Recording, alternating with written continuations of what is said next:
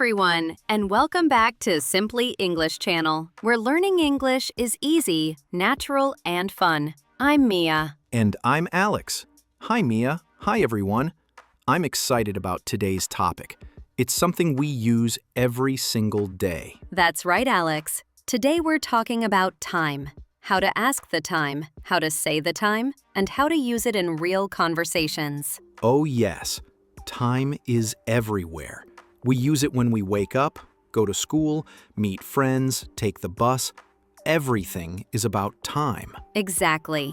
And if you can talk about time in English, you can communicate in almost any situation. So let's start with the basics. First, how do we ask for the time in English? The most common question is, what time is it? That's simple. And how do we answer? We say, it's, and then the time. For example, it's 3 o'clock. It's 7 o'clock. Easy. Let's practice a few more examples. It's 5 o'clock. It's 10 o'clock. It's 12 o'clock. I always hear people say half past or quarter to. What do those mean? Good question. Half past means 30 minutes after the hour. So half past 2 means 2:30. Quarter past means 15 minutes after. Quarter to means 15 minutes before the next hour. Oh, so 6:15 is 6:15, and 6:45 is 6:45. Exactly. What about midnight and noon? Midnight is 12 o'clock at night, and noon is 12 o'clock in the day. Now, let's use time in real sentences. Alex, what time do you wake up? I usually wake up at 7 a.m. I brush my teeth and eat breakfast at 7:30. And what time do you leave for school? I leave at 8 o'clock, and my classes start at 8:30. Perfect. I usually start work at 9 o'clock, and I have lunch at 1 p.m. What time do you finish work? Around 5:30 p.m., and I usually get home by 6. So the key phrase is at plus time. For example, I wake up at 7 o'clock. I go to bed at 10 o'clock. The bus arrives at 8:15. Exactly. The word at is always used with clock times. Let's imagine a real situation. Alex, we want to meet for coffee. How can we arrange it? I could say, what time do you want to meet? And I could answer, let's meet at 4 o'clock. Or, how about 4:30?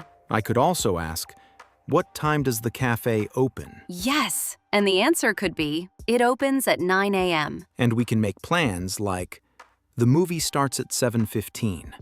Let's have dinner at 8 o'clock. The train leaves at 6:45. Excellent. When we talk about plans, time is always important. It helps people organize their day. Now, let's learn how to talk about how long something takes. Oh, like the class lasts 1 hour?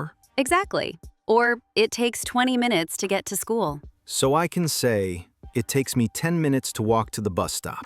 Perfect. Or, the flight takes 2 hours. What about daily routines? Sure.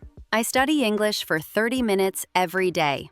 Or, I sleep for 8 hours every night. Let's practice time in a school setting. Okay. I start my first class at 8:30 and finish at 2:30. Lunch break is at 12 o'clock. Great. I work from 9 to 5. That's 8 hours a day. What time is your meeting tomorrow? It's at 10:15 a.m. And what time does your lunch break end? At 1 p.m.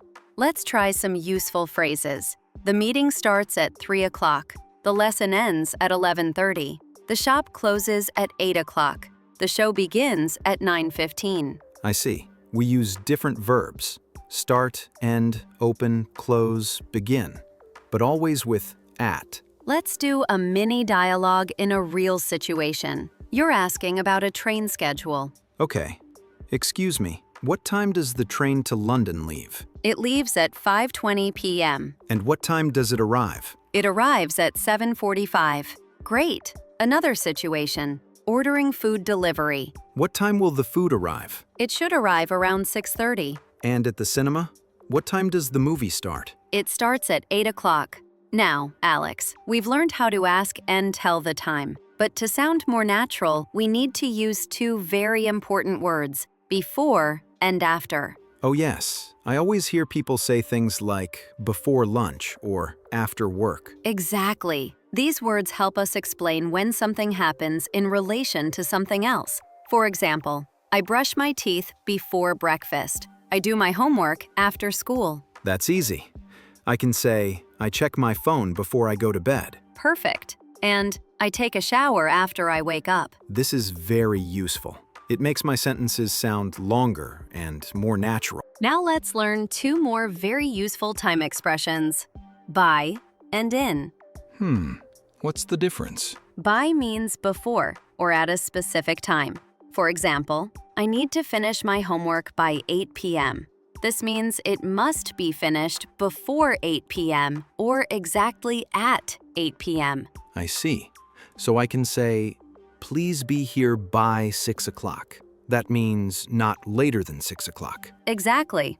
And in is used for how much time something will take. For example, the bus will arrive in 10 minutes.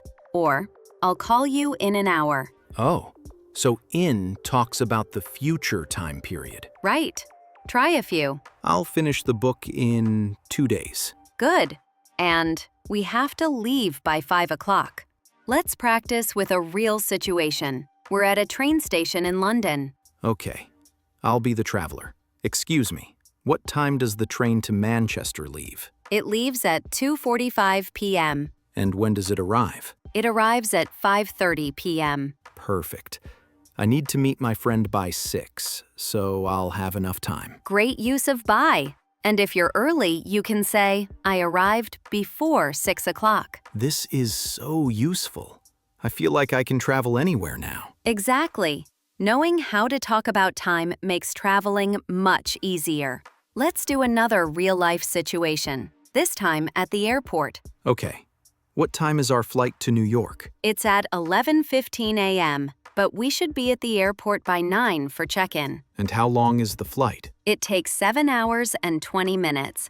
We'll arrive at 5:35 p.m. local time. And what time should we go to the gate? The gate closes at 10:45, so we must go before then. Wow, there are so many ways to use time.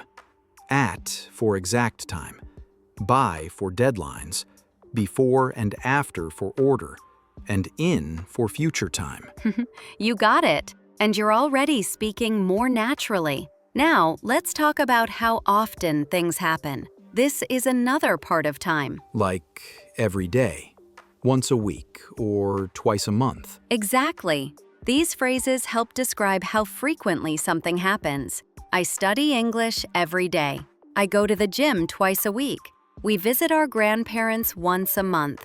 I travel abroad once a year. Can I say 3 times a day? Absolutely. For example, I check my email 3 times a day. That's perfect for talking about habits and routines. Now, let's combine time expressions with future plans.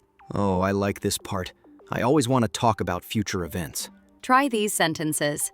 I'm going to start a new job in May. We're meeting at 7 p.m. tomorrow. I have to finish the project by next Friday. I'll call you after lunch. And I can say, I'm going to visit my cousin in 2 weeks. Perfect. These phrases are very common in real English conversations. Okay, Alex, let's play a quick game. I'll ask questions about time and you answer quickly. Let's do it. What time do you usually wake up? At 7 a.m. How long does it take you to get ready? About 20 minutes. What time does your first class start? At 8:30. When do you have lunch? At 12:30. How often do you go for a walk? Twice a week. When will you call your friend? In 2 hours. When do you usually go to bed? Before 11 p.m. Perfect. See how natural it sounds when you use time words? Yes, and I feel more confident now. Before we finish, let's look at a few common mistakes English learners make with time. Oh yes, I make some too. Mistake number 1, forgetting at. I wake up at 7 o'clock. Correct. I wake up at 7 o'clock. Mistake number 2, mixing in and at. I'll see you in 5 p.m. Correct. I'll see you at 5 p.m. Mistake number 3, confusing by and before. I must finish before 5.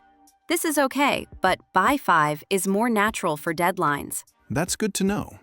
I'll try to remember those little words.